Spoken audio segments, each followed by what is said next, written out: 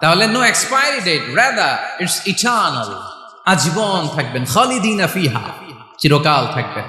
এবং জান্নাতের সবচাইতে গুরুত্বপূর্ণ ফিচার হচ্ছে there will be no death in জান্নাত। জান্নাতে আপনার আর মৃত্যু হবে না, মৃত্যুর বিদায় হবে, তার মানে আপনি অমর হবেন।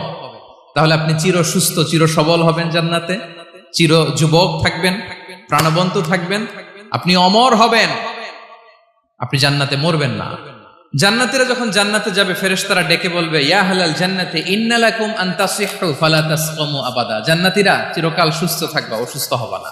ইন্না লাকুম আন তাশিব্বু ফালা তাহরামু আবাদা, তোমরা শাবাব থাকবা, বুড়া হবা না। ওয়া ইন্না লাকুম আন তাহইয়াউ ফালা তামুতু আবাদা, চিরকাল বেঁচে থাকবা, মরবা না। এবং সেদিন জান্নাতে মৃত্যু দেয়া হবে, মৃত্যু দেয়া হবে।